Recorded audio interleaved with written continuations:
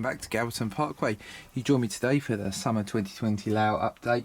Now this update's been overdue for a little while, so apologies for the length of time it's taken me to get the chance to actually put this video together.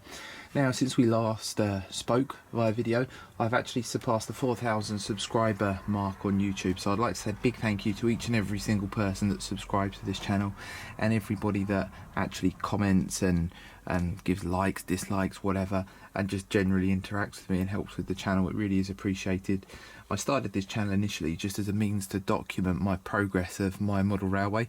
I used to do it all via RMWeb, but I began to find that that got a little bit too clicky. There was too much squabbling going on there. It all got a little bit too commercialized, and I decided to come over to YouTube and start recording my progress via video, which is something I'm pleased I've done, because I think there's a much nicer community of people on YouTube than there is on the forums. The forums can get a little bit catty and bitchy, so it's nice to be on YouTube. But I just want to say thank you to every single person that's subscribed and continues to watch this channel. It really is humbling to know that there are people out there that actually care about what I'm doing with the model railway, so thank you very much for that.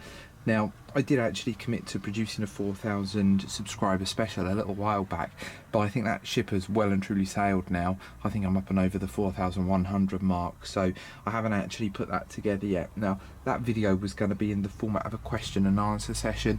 I've got all the questions for that video, so I am still going to film it, but I probably won't badge it as a 4,000 subscriber special, because I think that ship may have sailed, as I mentioned. So I'll look to produce that video, but it will just be done as a question and answer session within the coming weeks, hopefully. Now this video today is just going to be a layout update. We're going to go around, have a little look at the layout, see what I've been up to. I've actually been out and about with the camera since the lockdown has been lifted in Wales. Our lockdown was lifted a few weeks back, and it's given me a chance to go and test out the new camera on the real railway. So I will break up some of the shots of the layout with some real running shots of the railway and just show you the bits and pieces that I've been out looking at. They're by no means professional videos, but I thought I'd go out with the camera and give it a go, because I do eventually, when they start again, want to go and film some diesel galas, etc., which you see on the channel eventually. So thanks very much again for all your support. I'll crack straight on with this now and take you through the work that I've done.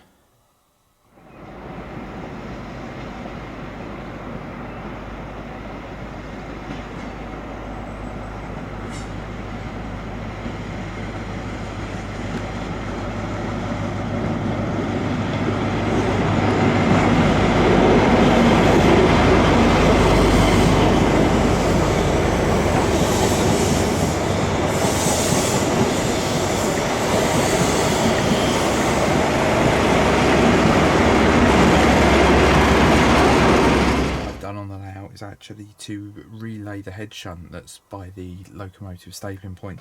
Wasn't happy with how this was before, so let me just zoom out and I'll show you exactly what we've got. We've got a new piece of track that's been laid. It's a little bit longer than what was there previously. Previously this piece of track used to disappear under a load of bushes, and I think I'd really sort of worked it a lot more than I actually should have done, and it looked, I don't know, it started to get a bit confusing and it looked rubbish, and I just decided to rip it up and start again. So this is a new piece of track. I'll just quickly zoom in and I'll talk you through some of the different things that I've actually used on this to get it to work properly and get it to actually look decent. So I've just got my usual static grasses that I use on there, and that's just been laid on Pico Code 100 track. I've used a combination of Gauge Master N-Gauge granite ballast, which is the main ballast that gets used all around the layout, mixed with sand just to basically create the track bed. And then I've just got a nice classic Pico buffer stop at the end there. I'm not a massive fan of these. On my exhibition layout I've got some different ones. They're proper nice, I think Lanarkshire Model Supplies ones, but there's nothing really out there for Code 100 buffers wise that look that authentic, so I'm just going to have to stick with these for now. They look okay. I'll tart those up a bit and get them looking nicer, but that's one of the main things I've done. I know it probably doesn't look like much, but that entire siding has actually been completely ripped out, and all the groundwork around it has actually been redone, so I'm quite pleased with the way that's turned out, and I do think it's improved the way that that looks.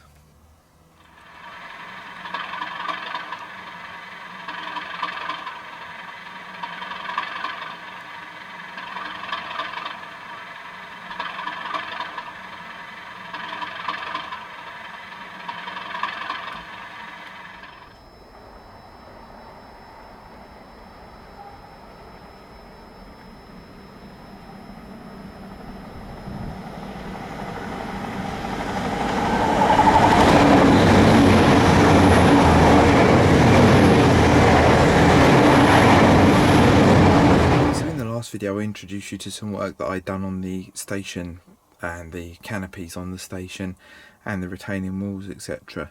Now the canopies that you're looking at now are completely new compared to the ones in the last video. They're of a similar design, but I decided to completely rip them up and start again. I really wasn't happy with the build quality of what I produced before, and there were some key reasons for that. They weren't level, there wasn't a proper frame built into the roof, and I hadn't really thought through any possibilities of being able to actually retrofit these with lights. So these have been completely rebuilt. They've actually got wooden frames now, and that's all been clad with plasticard, and it all sits a lot squarer than the previous rendition. So if I just zoom out then, you should be able to see a little bit more and how those sit.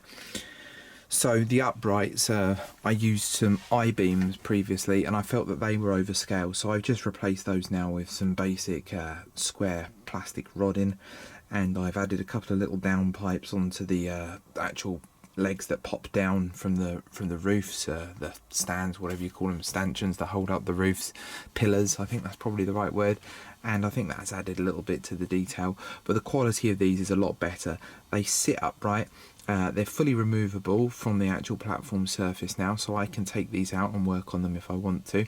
And underneath the roof, if you will, underneath the canopies, I've actually made that so that screws in and it will drop down and it will drop off completely, so I can actually get in there and add lighting if I ever get around to doing that on the layout. At the moment, that's a very long way down the list of priorities. This layout operates in daylight all the time. When I'm up here, I've always got the lights on. I can't foresee a scenario where I'll be running it with night lights, but I did want to future-proof it and actually give me the opportunity to be able to sink the lights into those canopy roofs if I wanted to. I'm much happier with these now. They're by no means absolutely perfect, but they are perfect compared to what they were before. Now, one of the things that I mentioned in the previous video that I needed to work on was, or would potentially look at, is the retaining wall in the background. You may remember that I put down a temporary solution to that, which was a cardboard wall. What I'm going to do now, I'll just switch the camera angle and we'll have a little bit of a conversation around what I've actually done with that. In the previous clip, I've actually rebuilt the entire of the retaining wall. You can see the retaining wall runs all the way down from where that embankment that touches the motorway bridges all the way to behind the station. I've gone for the same or similar design. I'm still tweaking this at the moment, but it's more or less where I want it to be, and I've designed it all and built it properly with plasticard now. So it's a cardboard structure clad in plasticard, so it's nice and robust and nice and strong. So what I'll do is I'll just zoom in and I'll show you basically what we've got. So I've got the usual, that sort of old bridge buttress abutment that used to be there.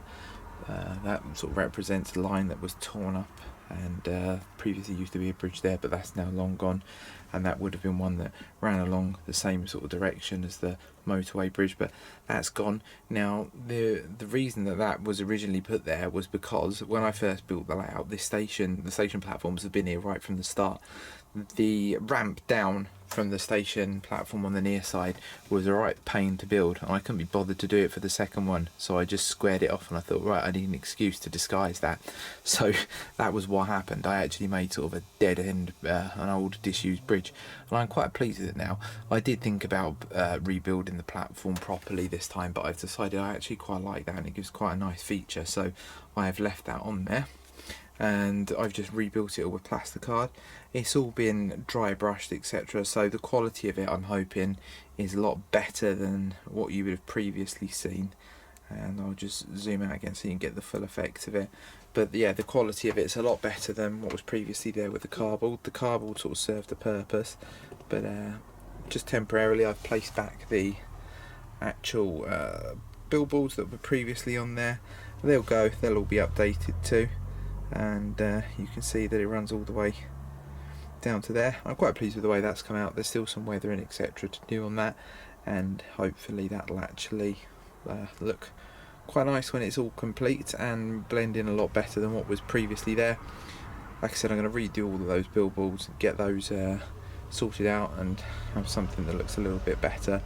But what I'll do now, I'll just get the camera and I'll pan around the station area and this part of the layout so that you can get some sort of appreciation for the feel of how it's looking now.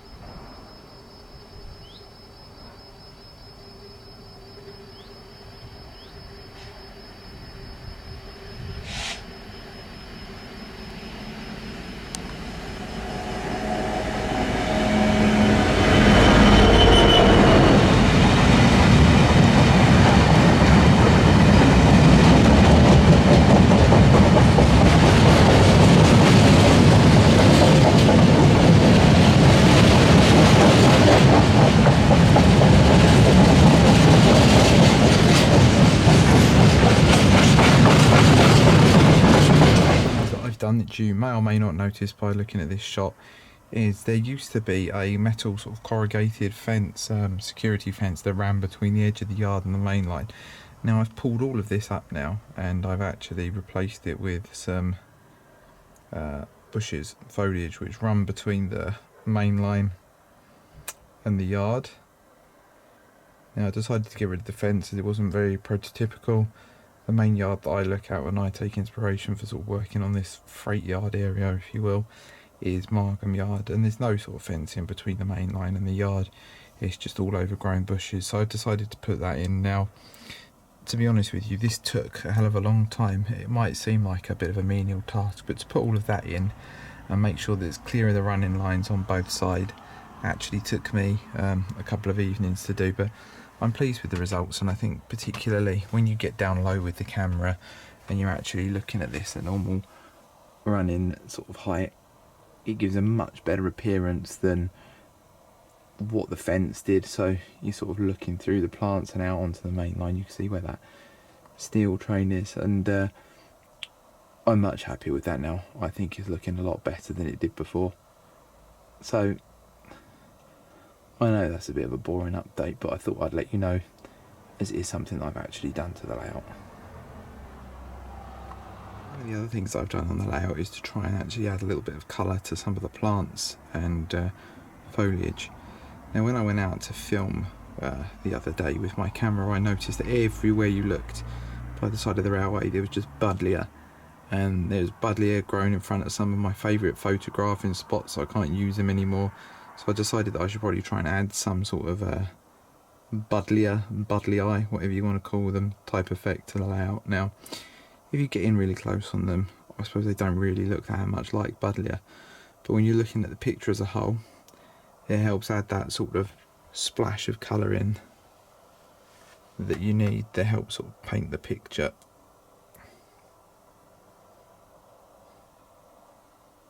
I think it works particularly well when it's blended in with a sort of a larger piece of foliage.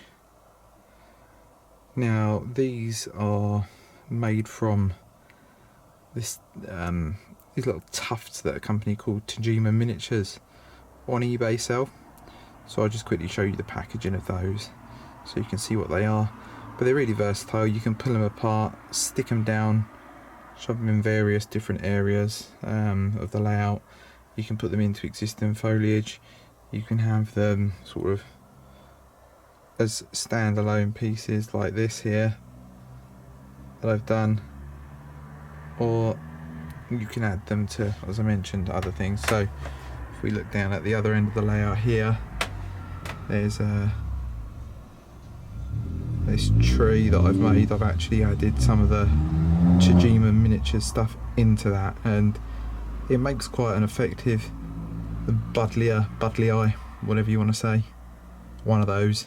It looks like one of them anyway, so I'm quite pleased with that. And to be honest, that's pretty much where I've got to with the layout at the minute. I need to get a lot of work done with this. Hornby magazine have put in a date to come and take photos of the layout, so there are bits and pieces that still need doing, so hopefully I'll get most of that done by the time they come. I think the next major area of focus for me is to sort out that monstrosity in the corner there. It's going to be annoying because it's a nice little area that I used to dump a load of junk on. And then the other thing I need to do is go back to the town scene. The town scene is something that I really just can't get excited about. I've got to a certain stage with it, and you know, this is a model railway. I'm interested in the railway and things that run by the railway, and the town scene sits above the railway, and it's quite secondary to what I'm actually doing here. So I find it hard to motivate myself to work on that, but I need to do that and try and get that finished. So with those guys coming, at least it gives me some sort of deadline to work to. And I've got to put a load of signalling in on the layout, because I did previously have some signals on here that were some DCC concept ones, I think. No, not DCC concept, Train Tech ones, and that's all since long been removed. I wasn't happy with those. They didn't look very realistic, so they're gone, and I've got some stuff that I need to put in. I've bought all of my ground signals, so hopefully I'll get those in and they'll form part of the next layout update for you to be able to see. and I need to get some colour light signals in before the next update. Now there's a couple of bits of rolling stock that we need to talk about, so we'll move on to those next. So this is new loco to the layout. I've just bought this fairly recently. It was my birthday and I had some money bestowed upon me, aren't I lucky? And I managed to grab this. Now this locomotive was earmarked to be renumbered and branded with Transrail branding, but I've since had a change of heart and I've decided to keep it in its guises 37035. Now one of the main reasons for that is it's a Cardiff Canton loco. Being a South Wales layout, I've got a bit of an affiliation with that. It's not quite right for the era of the layout. I think my layout I run sort of 1998 onwards, and this was on its last legs and coming out of service by 1995, so it misses the era for the layout by about 3 years, but it will fit in perfectly with Bradwell Point, so a little bit of modeller's license. I'm going to keep this as it is. I didn't want to spoil it. I really like the way it looks, and it's got the Canton Depot plaques on, so I thought it would be a bit remiss of me to smash it up and start turning it into something else. It was bought with the intention of doing that, but it looks nice like it is, so luckily with this loco it will fit in with the layout. It won't look amiss. It won't be like putting a random sort of coalesce locomotive in with my era, which would look completely ridiculous. But yeah, it's not going to be 100% era specific, but I don't really care. I like it, it looks good, and it will blend in with all of the other rolling stock. So that is one of the new additions.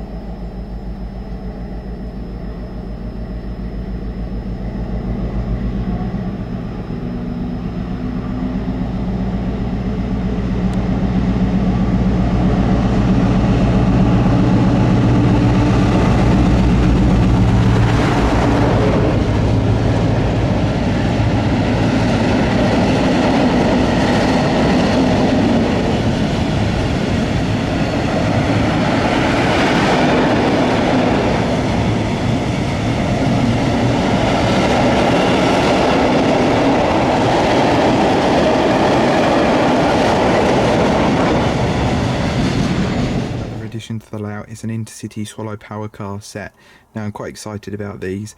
This livery is something I've always loved on the HST, and it's something that does fit in with the era that I model. Now back in the day when Virgin Cross Country was first introduced, for the first few years you could still see Intercity Swallow Power cars actually running with the Virgin HST coaching stock, and I'll insert a little picture in the corner now to show you the prototype. I managed to pick these up at a fairly decent price, and they were something that I've always wanted to do. So they have replaced the Virgin power cars, and they're going to run with my Virgin rake per the picture that you've just seen. Now the Virgin power cars, I've still got those, but they're currently forming part of a project. I'm actually in the middle of respraying and rebranding those into first grade Western fag packet livery, and my god, what a hell of a project that is. It is probably a bit off more than I can chew, but I'm getting close to having one power car completed now. I'm using rail tech transfers to do it, and it's an absolute labour of love to get it looking anything like right, so bear with me, and then one day in the future you'll hopefully see those. But in the meantime, I'll just leave you with a quick shot of this one passing through the layout.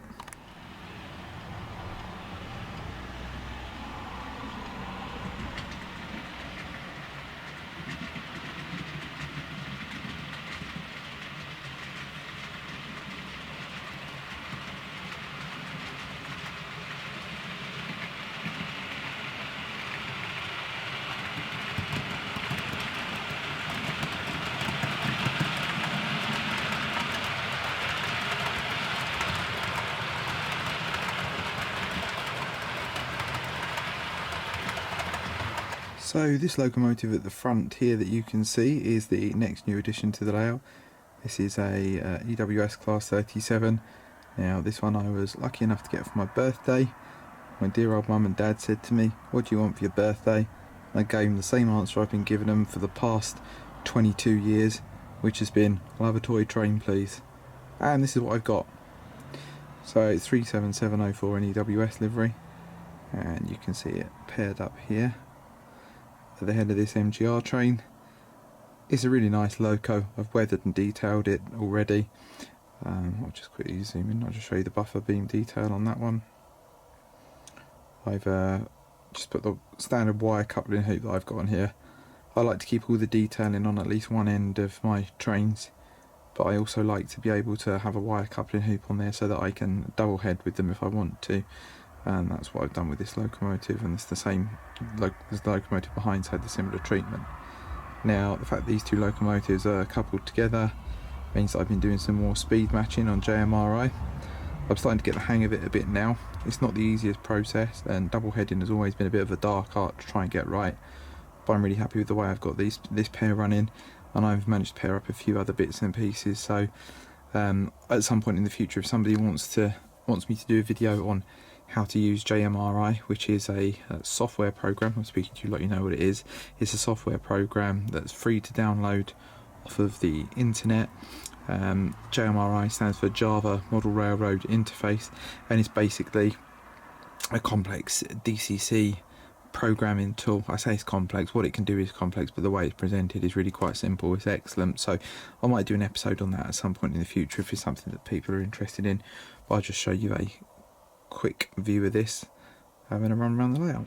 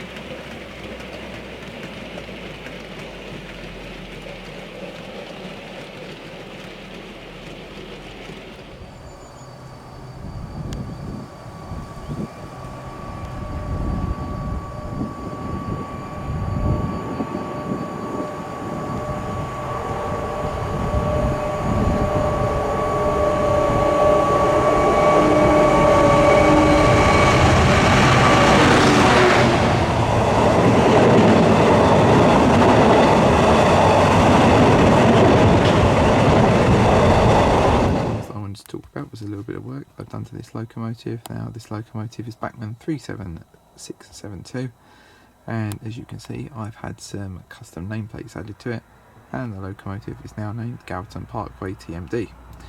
These nameplates are Steve at Railtech's 3D printed nameplates, and they're absolutely brilliant. You can see a lot of the detail on them. They've actually got the rivet marks on there as well, which are fantastic. I did originally order some from Narrow Planet, and when they came they were really underscaled, they didn't look right.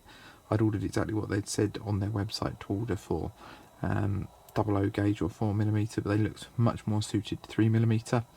I contacted them about them and they weren't very helpful, to be honest. They basically said to me, "Well, you know what size you ordered, we sent you a proof beforehand," and they sent me some artwork to look at, and to be honest I didn't measure it because they told me what size on the website I'd need for 00, and they came out really small. So if you order from them, be careful.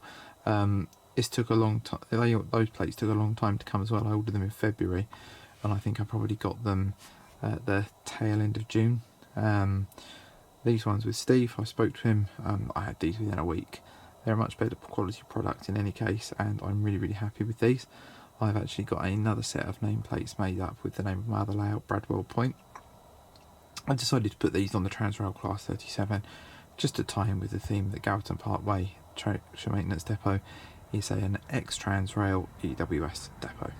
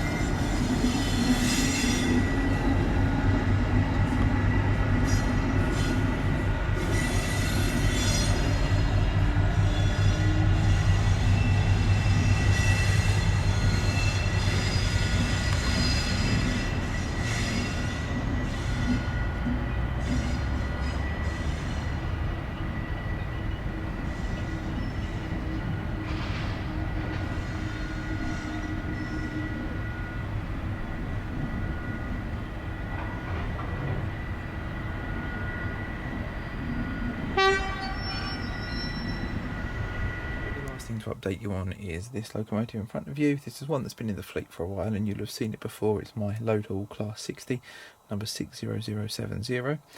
Now, this locomotive I think is a bit of a cursed locomotive for me, to be perfectly honest. It's I've had trouble with it since day one. First thing I did when I bought the locomotive was purchase some etch plates for it, and the etch plates came up too small against the Hornby printed detail on the actual model. And so the only way to resolve that was to remove the printed nameplates that Hornby have applied, but unfortunately the paint on this is so thin that the second I started to remove the nameplate on the locomotive, it went straight through to the bare plastic, so it left a little bit of a mess. And obviously because the nameplates were too small, they were never going to cover the area that I'd removed, so I was left with a bit of a problem with that. So I ordered some nameplates from Steve at Railtech. He's 3D printed ones, and this is going back a while ago now, this whole palaver with this loco, and he got me some nameplates, so that was corrected and sorted out. I eventually fitted this with a TTS decoder, and that TTS decoder blew like a month or so ago, which was really annoying. But in the process of it blowing, it seemed to take with it the motor in the locomotive. I tried to chip this with a normal decoder afterwards, and the motor was just frazzled, totally frazzled. It just wouldn't work. Not a circuit board issue, the motor was just grinding and the locomotive wouldn't move. So I took it apart and tried to manually spin the flywheels, and they just crunched and grinded, and there's pretty much no going back when you get to that stage. So I replaced the motor. This has got a new motor in it now, and it runs silky smooth, so hopefully that's the end of the problems with that. Now, in the process of doing that, I decided to upgrade the sound in this, and I've put a Legoman Biffo sound chip in there.